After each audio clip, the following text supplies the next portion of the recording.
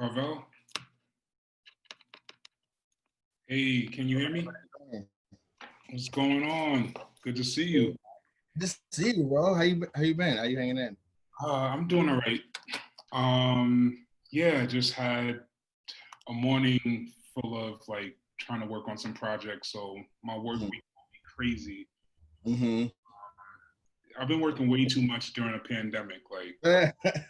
I'm having the same problem, but I consider that a good thing right now because like it's better than the alternative, which is to not be working at all. I know, man. I'm trying to do better with being grateful because, yeah, I have some friends who are having it. They're in a different spot. It's hard though. It is hard for real. Like it is hard. Yeah. I feel like I definitely feel like I mean, the other thing is it's hard to focus, at least for me. Like Mm-hmm. writers, like you kind of need to build so much mental space in order to write for real. And it's just like hard for me to get focused during this thing. You know what I mean? And are you writing about the actual I've written a few things about it. I'm working on a piece about it right now about parenting during this. That whatever, we'll see. We'll see. It might be, yeah, it might. I mean, we'll see what happens with it. But I also have a book due at the end of the year, so like I'm really supposed to be working on that. And when I started this year, I was like, yo, like 2020 is going to be all this book. I'm not doing anything else. Like I'm not doing your podcast. I'm not doing any articles. I'm not writing for the Times Magazine. Like I'm going to be 100% about this book. Yeah. And then it's just I just can't. My brain won't let me do that. So I keep taking on little projects and then getting stressed out. And I don't know, bro. It's crazy. This creative, like freelance life is crazy, but it's the only one I know how to do. So it's it is what it is. I want some more of that. I mean, one thing this whole pandemic has made me realize is that I can't, like, I don't want to, and I don't think I can go back to working the way I was before, like going to the office every day. Just my productivity is so different now. It's better, it's improved, but yeah, my colleagues, I don't know if they like their families, man. They really want to get back to the office. And you're like, nah, what is that? I'm like, yeah. And then just even wanting to see your face on camera to think that you're working, or like, right. There's a lack of trust for people who haven't been used to working remotely. Right. That I think, yeah, gives you a headache. But yeah, I don't want to talk about go down that rabbit hole, man. Yeah, I hear you. It looks beautiful in the Bay. It is nice here right now. It's like it feels like summer weather the last few days. I just went on a bike ride this morning. You know what I mean? Like it's cool. Nice. Yeah, it's. I hear you're in New York, right? It's raining right there. I'm in New York. Yeah, it's rainy right now. Yesterday was nice, but I don't have my bike currently, and I miss my bike because it's like flying, man. Closest thing to flying, bro. I love it. I love it. I used to ride all the time. I was a messenger when I lived in New York, and I did that for like 3 years back, like the 2.5 years, 3 years back in my 20s. And since I came out to California, yeah, no, I was really about that bike life. When I look back on it, I was like, damn, my whole life was on a bike. But then I kind of fell off since you come to New York, California, and it's like a 100% car state. You know what I mean? And just like I just got back into it like the last like year or so. Like, no, let me really build this bike back up. Let me really like, you know what I mean? Like, let me really do this. So it feels good to be back in it. And you do the hills and everything? I don't really fuck with the hills too much because I have a track bike right now, and which I've always had. And so I haven't had a geared bike literally ever in my life. I don't think I've ever owned a bike with gears. So, I mean, you can do some. I mean, where I live in Oakland, it's not crazy hilly like San Francisco. Okay. So it's all right. I mean, and I don't really have to. I mean, if I have to go to somebody's house and they're up in the hills, it's like, nah, I'm just gonna drive. But I'm thinking about it because I do have friends that really are on that. Like, I'm talking about full on, bro, spandex, like 53-mile ride, like up the hill, down the hill, across the bridge, just on a Saturday morning. And like, I used to laugh at those guys, but now I'm like, this might happen because I do see that appeal of just riding for that long and seeing all these beautiful views, and you get up to the top of a mountain and you look over the city. It's just like, so I don't know. We'll see. Yeah, I mean, Brooklyn to Manhattan bike rides, and I did a 5-borough bike ride when I was like a teenager. But Yeah, yeah. but yeah, I'm not at that level. I walk my bike up hills right now. I don't have the gear or the proper bike either. Yeah. All right, man. So you ready to get into this? Yeah, let's do it, man. Let's do it. Which episode did you get up to, by the way? I'm in the middle of the latest one. I'm like halfway through episode 7, whatever that one is. The latest one that came out this weekend? I don't know when it came out. I had just logged on this morning to listen to episode 6, and then I saw there was episode 7. So probably just, yeah. I was trying to see which one I last listened to. I think it's 6. Yeah, it's 6. Yep, because 7 just came out today. Yep. Yeah. Okay. All right. So I just got halfway through 7 this morning. Oh, dope. Yeah. So we're kind of at the same place. Yeah. We're a little ahead. So like, what do you think so far? First off, I think like, I mean, when I heard the like the intro for it or the promo for it, I was like, this is wild. Like, I've never heard this. Like, it makes you realize how taboo this subject is for many of us, and just like, yeah, in our culture, especially Black families, to speak about the complexities openly, publicly. So I think it's dynamic in the sense of it's a radical conversation to be had. Then it's a whole nother level when it's two people who have been in a relationship, because I think there are some things that you may not even get to, no matter, I don't know their politics enough to know, like, and it's not complete, so I don't know if they go there in terms of like talking about open relationships and building trust and all of that with each other, since they both cheated. But I'm grateful for it. I think it's helping me to even release some personal shame around cheating and what that means. And yeah, it gives me hope for a future relationship, but without cheating. So yeah, that's what I think so far. And I love their voices. I think it's good listening. Like, the time flies by every time I listen. Yeah, same. I mean, I feel like the thing that I think is most interesting about it is that they have such insight into their own shortcomings and into the ways in which they were wrong in relationships. They don't seem to necessarily downplay that stuff, but they also, like you said before, they don't really operate. There's not a lot of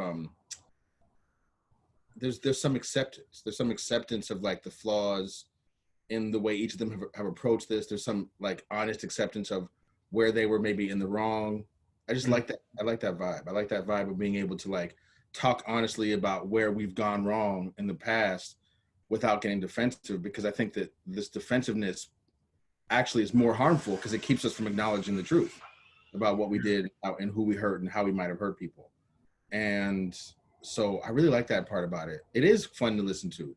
I mean, it's when you have really smart people talking, that's just going to be interesting regardless. Right. You know what I'm saying? Because everything they say is like a worthy like insight. So it was cool. Yeah. I wonder about like, you know, the co-parenting side of things, and you know, they met each other's exes, or at least Andrea met Andrea. Jason's and which was like a whole movie in itself. I just love I love her voice and love hearing her describe who she is and how she moves through the world. I'm like, damn, Tyler Perry could learn a lot, you know. Like who Black women are, you know. Yeah, that's right. That's exactly right. Yeah, the strength they carry. But yeah, okay. Where else do you want to go? I know we have questions.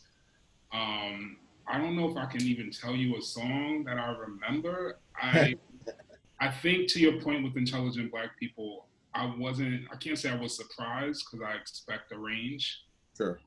in terms of what we listen to. And I think I did appreciate like anything that was like East Coast rap. I think there was It's um, right. yeah, I think there was like, there was a Mobb Deep reference and Right. MOP. Like I was definitely like, yeah. Yeah. And I'm from Queens, where they're from, so Yeah. there's that too. Yeah. How about you? Anything musically come up for you? I mean, I like all music. I mean, this last one had like a 50 track that that it's just the fact that it was used so well worked for me because I've never really heard a 50 track that I've just been like, yo, I'm really turned up right now off this track. But then just the way it came in, I was like, yo, this track kind of actually bangs a little bit. Like, what? You know what I mean? So like, The time is everything, right? yeah, exactly. There's just some in context and just like being able to catch on to the vibe and the context is really good. I actually like the opening track that they have. I hadn't heard it before, but Ivy Soul, I think, is the artist. You know, and Yeah, yeah, I mean that one really gets stuck in my head. I like that. I actually had to listen to the whole thing a couple times. Just like go to Spotify and listen to the whole track. yeah. Thanks for putting me on. I'm gonna revisit the whole track or visit the whole track. Yeah, it's really good. Yeah, I love how they open it up and the just the flow, and I mean it feels like I work in public media and around documentary or for documentaries, and the storytelling and the pace is so cinematic um, in the way that they express what happened and reflect on the past. So I think it's really engaging, and I don't know, they're because they've released Shame and Claim Who They Are and How They Met. I think it welcomes a lot of listeners to get in where you fit in, no matter Right. what you feel, because it's a love story essentially, right? And Right. I think there's a universal story in so many love stories that yeah, it that's paramount to whatever you may feel around cheating, you Yeah, know. that's it's also interesting because, well, this is kind of what I was saying, like it makes room for the complexity. That's kind of what you just said, that the idea that it was like a love story it can be a both and situation. Yes, it's a story of like two people who cheated on their spouses, and it's also a story about how two people who are in love met and formed that love and what they found in that love. And it can be both things. And to me, that's good storytelling. And I also like, I only met them when we were in Sundance for the first time. But even that first night, that vibe just in the house to where everyone's been partying for a little bit, it's evening. Now the people who really know how to tell stories start to tell stories. And you just kind of sit there and listen, and they give you this whole long tale of either how they met or some crazy dude they met or some weird experience they had when they were traveling. And they're telling you the story. And that I like that vibe is to me is always so comforting because that's the way my family tells stories. You know what I mean? We're just in that late at night sit around vibe. And I like that the show captures that. It's just 10 episodes really of them because there's no interviewer. It doesn't feel like a news story. It doesn't feel like we're trying to make a quote unquote podcast story out of this. Right, right. No, they don't they don't do reenactments, none of that. It really is just like two people that you would like to listen to at a party. You just listen to them tell you their whole story. Exactly. No, I think the format is the simplicity in it is refreshing, right? Quite honestly, where you see people doing backflips to tell, an everyday story. And this is definitely, I mean, I don't, so I'm of Jamaican parents, right? Have a Jamaican father. And in some ways, I was about to say, this is not an everyday story, but in my culture, it's so funny because cheating isn't a word that is used a lot. Like people don't walk around and say your father was a cheater or Jamaican men are cheaters, but there's because of patriarchy, there's been an acceptance of like men stepping out on their families and on their wives, and having whole other, maybe not families, but children, right? And then, so there's a lot of half brothers, half sisters happening. And yeah, and there's something, yeah, I grew up with that understanding. Like I would always say my father has 6 children from 5 different women. Like that rolled so easily off my tongue. And, but not so much like, oh, your father was a cheater, you know, or songs like Papa was a Rolling Stone. Like, I don't, cheater is a word that can cut in a way that patriarchy's made it not even used a lot towards men, from my point of view. And it's, and there's a certain acceptance around cheating, and also just that only men do it. I think it's expected that women are good in this way where they, most of them wouldn't cheat. And these are probably just some of my own, what I've like gathered from my own family and how it's discussed. But yeah, what is your relationship to that word of like cheater? And yeah, I mean, I was also born in that same way. My father was married to somebody else when when I was born, and someone who wasn't my mother. And to me, I've never really, to me, like, it's hard to explain. I mean, I've never, it's been hard for me to like actually cheat. You know what I'm saying? Like I might get to, in the past, I might have gotten to a certain line, but not crossed it because I just couldn't deal with the lying. Like to me, the lying to your partner, because I used to think about it like, if you cheat, then you have to lie to your partner literally every time you see them. Like every time you don't tell them this happened, you're basically living a lie with them. And I was always just like, I don't know, I just never, that just always stressed me out too much. Is mostly how I felt about it. I think that the bigger issue is that I don't necessarily think cheating is like, I mean, I think it's complicated. You know, I think it's complicated, and I think that that's what this story is about. It's about like 2 people who fell in love but were married to other people, and the only way they could fall in love is for them to cross certain boundaries and lines in terms of intimacy. So it's not like, you know what I mean? And like, I'm a person who generally like believes in love as like a thing that you should sacrifice other things for. That's just the way I see it. So like, if you really like these 2 people really found each other, and you know, this story takes place in whatever years, it's 2020, they're still going strong. And so whatever they found was real for them. And to me, that's a beautiful thing. And their relationship and their love currently, as I see it, is a beautiful thing. And it comes from like this quote, this cheating, this violation of boundaries. And it's like, sometimes you gotta, you want to make an omelet, you gotta break a few eggs. Like, I don't want to be disrespectful about it, but in some ways that's the way I think of it. And so it's hard for me to walk around in moral judgment on anybody for anything like that, because I just know that shit is complicated. And I mean, I've been married, I have 2 kids. I know what it's like to be, you know, 9, 10, 11, 12, 13 years deep in a marriage and a relationship, and just have everything have changed in terms of like the type of like energy and love you guys had when you first met, when you all was in like 19, 20, 21 is no longer there. Now people are mad. Now there's just mad resentments that have been there since forever long that you haven't dealt with. Things get complicated, and you love them, but you no longer are in love with them, and you don't want to hurt them, but you also can't fucking stand them. And you know, that's a real thing. And you got 2 kids to worry about. You have to make practical decisions. What, you know, like, yes, my heart might be telling me this, but what about the money? What is my lawyer telling me? What about our future? What about their financial future? yeah, That's what adulthood is. It's just, you can't just run off on feelings all the time. You have to make complicated decisions.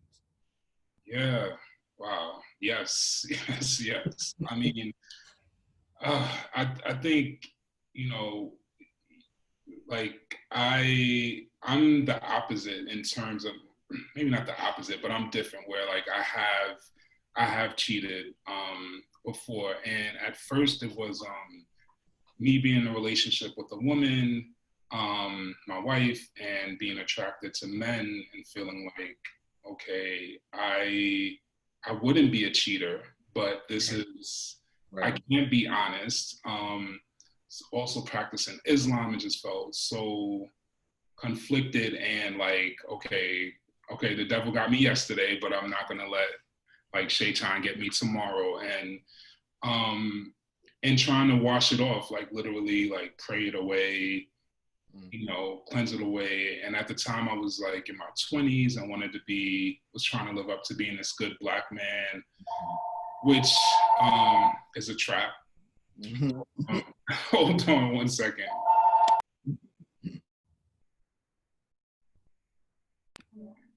And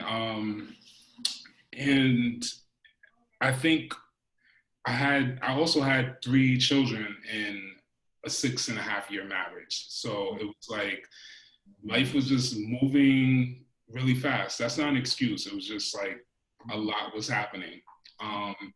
And then I realized that I had this attraction that wasn't going away. And how am I going to manage this for life? And I can't. And so I think for a long time, I saw myself as even giving myself a pass of like trying to suppress an urge. And yeah, and thinking that it was unique to this relationship, that I fully wasn't being satisfied. And because my first attraction was always to men, but then I like listening to the world tell me like you can't be Black Jamaican and gay, or Black Jamaican Muslim and gay. So I'm like, okay. Yeah, and I was a romantic at the same time, but all the romance stories I got were with men and women. So I'm like, romance doesn't even exist, with men, a man dating a man. So that wasn't as interesting to me. But then when I did come out, got divorced, all of that, I realized that you can still be a cheater. Like you can still cheat. Like it's not just you can still be dissatisfied rather with, or not happy in a relationship, and or get bored and seek out others. And then I realized like, yo, that's something like I actually have to check within myself. Like, what kind of partner do I want to be? And really work on myself and not make it like the world made me closeted, the world made me a cheater, the world made me, this and that. And I think also because I was, my partner she was a stay-at-home mom. So I think when you are there's something about when patriarchy, when you feel like, yo, I'm bringing in the money, like I'm doing a lot, I'm doing the most, I'm doing more. Right. Right. The idea that you're doing more, right. I'm doing more. So yeah, if I have something that's not emotionally attaching to someone, and it's just physical, and it's just the animal in me that, I'm acting on such a primitive level, and it's just a need, a urge. It's like you hungry, you eat. You want to mess around sexually with someone else, you play it safe and you do it, and then you ask God to forgive you. Like that was my pattern. And then I was like, that's not good enough for me. And so I realized that you can always, it's up to you. Like, and you're responsible for your own actions, and you can't blame it on the world or society, Yeah.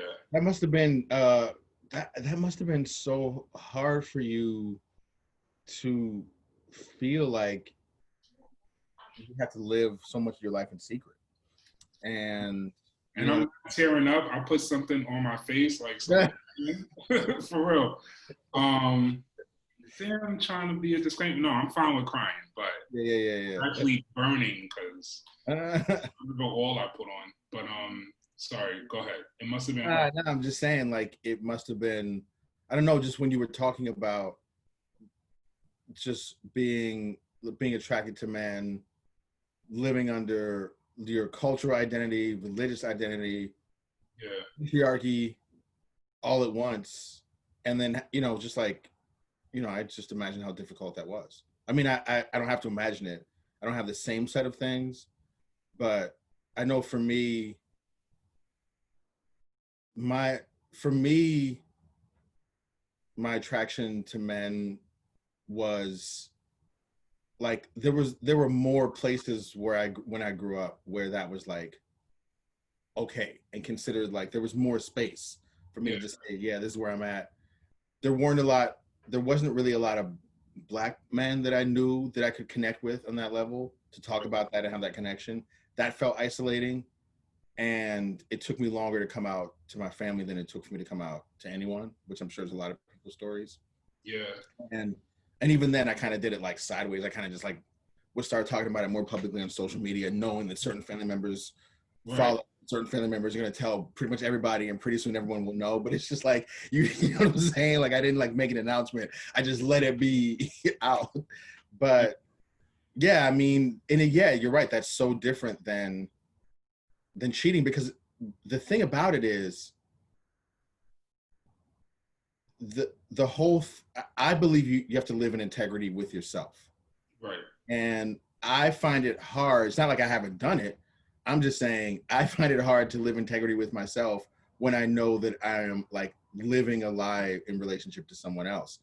I still do it because I'd be afraid to make somebody mad. I'd be afraid somebody's gonna be mad at me. I'm a human, Right. but I'm trying to like live, like ultimately the place I'm trying to get to is full integrity, where I'm like, yo, this is who I am. This is the whole deal. You might not like it. That seems like it's on you. You're into it. Come on, let's kick it. Like this way of moving through the world where you have full ownership and pride of self, which I feel like that is not, I have to work for that.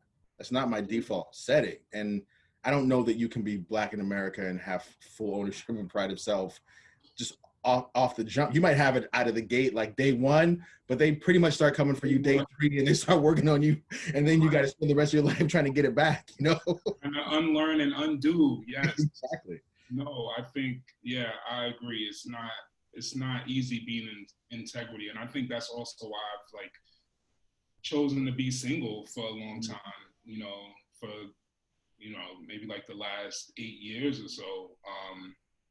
Because getting over my own self, like having to be open with someone to say that I want to play this by ear, because I meet men who really want to be monogamous because they're like, the stereotype is that gay men are just out there, fucking everything that's walking. So they're a good black man. They've worked on themselves. They want a monogamous relationship. Marriage is legal. They want to get married, all of these things. And I have a history. I've been married before. I have children. Like, I'm not coming with this, what feels like I'm not coming with a squeaky clean plate of like, I've never done these things and I can't wait to experience them, but more like, I've experienced them and I don't know if you're ready for what you're saying you're ready for. Especially if you're saying it and we don't even have the chemistry yet to even be having this conversation in this way, where I'm involved. So it's, yeah, I want to trust myself enough to be honest and look my partner in the eye and say like, this is what I've struggled with in the past. And I think I've allowed men who are interested in me to like create this story too of like, oh, I could see why you were cheating because you weren't out yet. And it is hard being closeted, and versus like, I don't know if I want a relationship where the setup is like, you're going to satisfy me in all of these ways. And how does it, and there could be physical cheating or emotional cheating. Like, because I know when I got married, I stopped talking to a lot of women, friends in my life, who just because my wife at the time would think that that's a threat, or like the Islamic culture made it so that, it was it was a no-no. Like, it's so segregated in terms of the men and the women at times.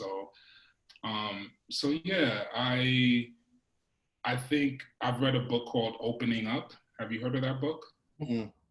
It's a book that talks about having open relationships and all types of different relationships. And queer people have actually been on the forefront of being so creative with, right, these different relationships. And it's something I'm like, even though I've read it and looked into it, making that practical is not always, it's not easy. And people are like, oh, you're just trying to have your cake and eat it too. So I'm still trying to develop language. I was say though about that, when people say that, that always makes me laugh because I'm like, bro, that's literally what you're supposed to do with the cake.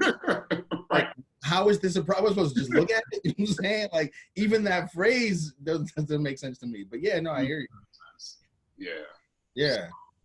No, I think that's interesting, and I think like, I mean, that has been similarly my journey. Is like, what are some ways?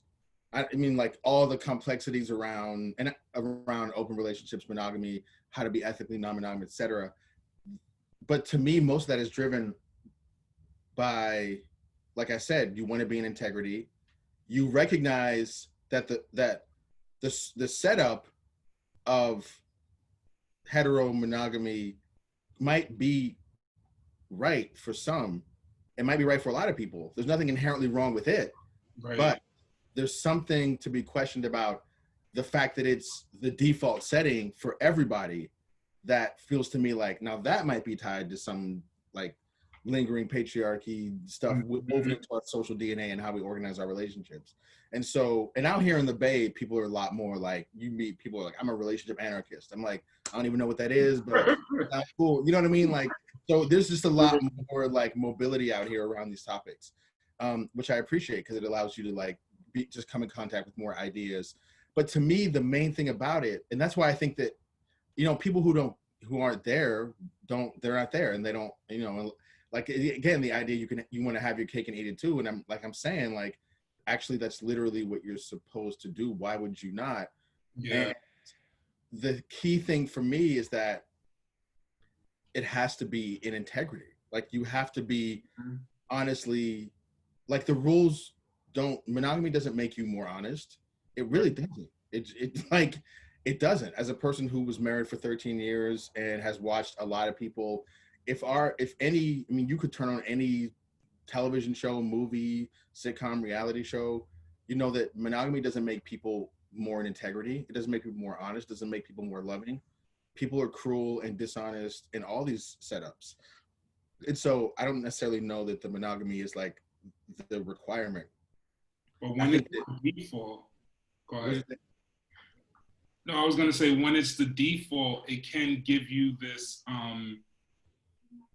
this shame or this, you have to unlearn a lot more. Like, I read an article a couple of years ago where it was speaking about being monogamous is probably an evolved state to get to, right? Like, it shouldn't be the first thing we do and then just try to do it for a long, long time. Like, you probably should be seeing other people for a while and probably should start off open, right? And then see if monogamy makes sense later on, because there is a narrowing of focus, right? And that's right. And I'm a curious person, and it's not that I just want to experience this and experience that, but I'm curious, and I know that after I got divorced, I needed some time to like explore. And I think I gave myself a year, and then I had a boyfriend, but then I was like, I need more time than a year. Like, so I think, I think it's an evolved state. So I don't have anything against monogamy, but like, I used to facilitate these intergenerational conversations with same gender loving men who are attracted to men, right? And then I remember this older man was talking about how he was dating back in the day, and he was describing how he was dating multiple people at the same time. And one of the younger people in their 20s were calling this like 60-year-old like he was like, yo, you're a hoe. Like you were a hoe back in the day. And he's like, the older man was like, what you're calling a hoe, we called it dating. You know, Mhm. like it was fine. It was okay. So like, Right. Yeah. but it's like the younger generation had this like decades of messaging and built up shame Mhm. that made it so if you were seeing more than one person, like you should be, you know, called out as a whole versus um, living your damn life and you know and meeting new people. So it's interesting even generationally like what the stories are around making relationship in the queer community and beyond, you know. Yeah, and I do think that the queer community has a lot to teach the rest of the world about relationship because we've had to figure things out based on not on tradition, not on what is socially default, but we've started from zero. I have a friend who says that who says straight people go have bases like first base, second base, third base, and queer people are just running around in a field crashing into each other. And Accurate, that's you facts. know what I'm Okay. saying? And like that's kind of like a joking way to look at the kind of weird shit that goes on. But the Yeah. flip side of that to me is no, this is the fucking vanguard. This is the future because people are like, okay, what if we threw away all the stuff we just were handed just for no particular reason and started building from scratch? How do we love, be loved, be present, be honest, be real with each other? And like, how do we connect? How do we, what structures do you build or do you even build any structures around that?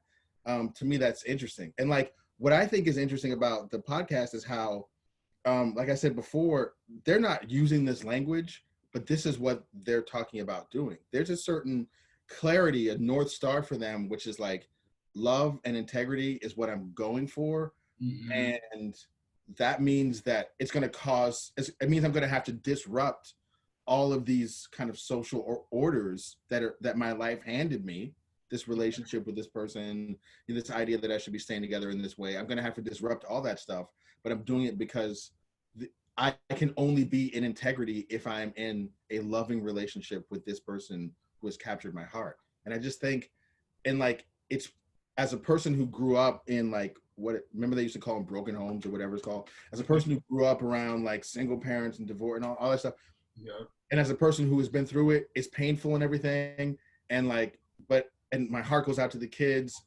My situation was crazy growing up, and then my own kids have experienced it. And yet, I still think that what they did, what Jason and Andrea did, was an act of love, Mm-hmm. even though it costs, it hurts people. And that's the unfortunate thing is that Yeah. sometimes, to be honest, you have to break some things. It's just the way it goes. Now, what do you think about the way that they, I guess, the way the title comes into the story when they talk about their exes or how sloppy they might have been or how they broke the cheat code, like they didn't even do it right. Um, yeah, and I'm asking you that, like, because it stood out to me, and I think one of the things when you come to terms with being like you've cheated and like you've done harm in some way is that like who you have to ask yourself like who am I trying to be clever for, like what is that ego around being clever, and yeah, you could be paranoid as fuck and be mysterious and all of that, but there's a point where yeah, there's something in you where you're kind of like I in some moments as trapped as I felt being closeted, I have to admit I did feel like I was a super black man in a way of like how I had to maneuver and think, you know, 3 steps ahead of everyone around me in order to keep a secret. Um, it was stressful as fuck. And I guess the only thing you can give yourself is a pat on the back for like enduring that stress and living through it. But yeah, I thought that was interesting how there's some idea of like the cheat code. Like if you're gonna do it right. Where I don't know if doing it right means causing the least harm or not getting caught. And as long as you don't get caught, you're doing it right. No, it's interesting. And like, it's funny because I was just thinking today about the title And I was like, so wait, so what is the cheat code then? But I think you just nailed it. It's like, if you're doing it, if you're going to do it, then do it right, quote unquote. And I think that in this case, the right, it has less to do with like all the sloppy stuff, has less to do with like making calls to the person's house on your landline to where your partner can find the name and information on the paper phone bill, which a lot of people don't remember, but that was like a situation that you would get like a bill that showed every single person you called that month, and anybody in the house who opened the mail could read it. But I think it's less about that and more like, if you're going to do it, then do it right. Make sure it's for real. Make sure you're doing it for, not because you're just trying to like run away and jump on the next hot thing, or not because you can't stand to be present in your own marriage, or not because you just want to build up your ego because your spouse isn't giving you the love and adulation that you feel like you need in order to feel complete. So you now want to seek out this other source of adoration. And that I would say that was my shortcoming when I would cross lines with people and like enter into these emotional things. We never physically went there, but definitely that was the type of shit that people wouldn't like. It was because I needed my ego fed by someone else's thinking I'm cute, basically. Mm-hmm. And what I think is, and not that that's inherently a crime, but I mean, it's like, I don't know that that's worth hurting the person that you have pledged to spend your life with and care for. Right. I think the right way to do it, if there is a right way, is that if you decide, this is the thing that I remember, I thought this thought when Jason was talking about how he was expecting to get a phone call from Andrea's husband, and that he kind of said, well, if you do this, you have to be down for whatever. If Andrea's husband comes over to my house and is like, you need to come downstairs, we need to talk about this outside, then right. you have to go. Like that to me, that to me is the cheat code. Like there's a certain, like, you have to take what comes with this. And so I think a lot of people do stuff and aren't prepared for the consequences. They do stuff that they know leads to a certain outcome. Then when that outcome happens, they complain about how it's unfair that they have to endure this. And it's like, bro, you literally signed up for this. This was on the first page of the manual. This is what you were signing up for. And I think that part of that cheat code is like, you have to know, go in eyes wide open. This is what you're asking for. It could go any type of way. He could show up, him and his boys could show up. But that's what you're signing up for. And so knowing the consequences of a thing makes you take it seriously when you do it. Mm-hmm. If you really think about the consequences, you're not really going to do that for just like 25 minutes of fun with somebody you don't even care about. If you really are open to the consequences, then you're going to do this because I'm going to take this because I genuinely love and care for and connect with, and I'm with this person. I'm down for whatever. And that's what relationships are. When you are down for whatever with the person, you will ride with them. And so to me, that's the cheat code. That's a great answer. Yeah. I think being able to be accountable for your actions. And hearing you say that, it made me think about, like, remember how hard heartbreak can be. And how it's, how your emotions will teach you, it can teach you, it can be a teacher if you're feeling things, if you're going to therapy, if you let it. And I wonder what that journey is too in their story. Like if therapy is going to come up,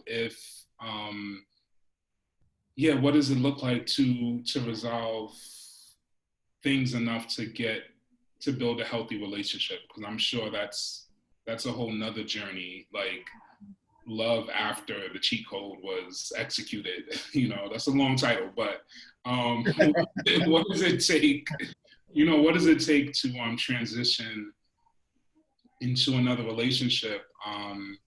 But I think the fact that they have a lot of honesty, there's a lot of beauty in their story. I appreciate the fact that they were able to create safe space together, because I found the loneliness in cheating when it was purely physical. So there was no emotional safety that, you know, I didn't find safety until after all the damage was done. And now, you know, sitting in front of a therapist, like, help me rebuild my life and look myself in the mirror. And I think,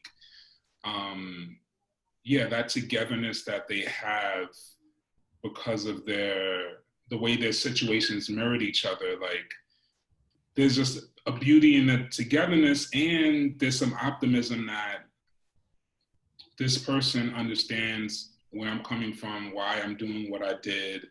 So we already can have something to build a relationship out of. On top of our attraction, we have a deep understanding about something that the world could make you feel deeply shameful about. Yeah. So there's so much power in that I think, you know, makes me so interested and intrigued by this love story. Well, there's also that thing too of a relationship. Like, okay, so you escape a relationship and then you enter into another one, and there's all this energy and thrill from the escape of the last one. We made it out. That was drama. Remember when your wife found out? It's crazy. And then now, okay, it's like, now what?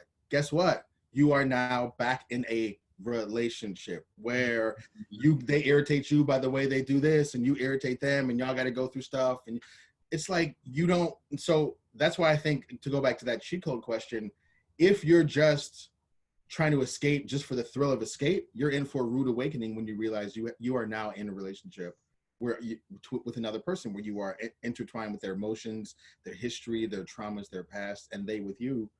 That's a rude awakening. And it's funny because right when I haven't finished episode 7, but right when I stopped to do this call, they had just reached the point where they were like, all right, this was when it started to get real in our relationship. And I was like, yeah. Okay. Yeah. You know what I'm saying? That to me is the real shit. That's the real shit. That's the real shit. Like, if you really want to have, that's really what it's about. All that stuff is wonderful. The excitement of meeting a new person. Every time you see the name on your phone, you light up a little bit. That's beautiful. I love that. Couple times, have sex with them for the first couple of years. You just can't. You want to do every position. It's beautiful. Yeah. That's beautiful. But what I think is really where it really gets real is, what do you guys like when one of you is going through something very ugly and painful? What do you like when they trigger your insecurities and fears, and you have to talk to them about it and put it into words? Yo, this made me feel this way, and I don't know if it's you, it might be me, but I want to bring it to you and be honest. That to me is what a relationship is built on. And you don't, if you choose to do that with one person over another, you should be choosing that because you think you are better aligned with that person to do that work. And so maybe that's the cheat code, right? If you're going to like burst out and break up a family and break the person's heart that you made a commitment to, and break that lifelong commitment, you better be doing it with someone that you feel like you have that energy with to sustain you. Don't do it just because you think they look good in a crop top and you just can't stop. You know what I mean? That's not enough. It's not enough. And relationships are constant mirrors. Like, I feel like that what you're talking about, like, you can't run from another person showing you who you are, showing you more, revealing more about you to yourself. And that's a part of life, and you could put different characters in it and switch one person out and put another one in. But, you know, I think when I think about also the men who I think I grew up around, who deeply had some brotherhood within a cheat code, and gave two fucks about what harm they were doing to the women they were with. I think that a lot of them were not doing the work. You know, they were not in touch with their emotions enough to face what one woman was showing them, you know, at a particular time, to say, okay, like, let me do the work. It's like, I don't want to hear that you're bothering me, so let me go to someone else who doesn't know me well enough to show me who I am, you know. So yeah, it's I think as you mature, like, depending on where you want to go with the relationships in your life, like you really, yeah, it's what you want. You have to set your intention, and hopefully it leads us to wanting to be in integrity with ourselves, so we can grow beautifully with someone else. But yeah, man, thanks for Thank you, man. rapping with me about Yeah. this. I didn't know it would bring up so much stuff. Yeah. Like, we covered a lot of ground. Yeah, it's a good show because it really is about all this stuff that everybody has a deep and personal feeling about. Good stuff. Yeah, man. yeah, and I appreciate you, Carvell, because I don't get to have conversations like this with another father, divorcee, like Black man, So much love, man. Well, definitely. All right, man. I'll catch up with you. All right, talk to you later, man. All right, peace.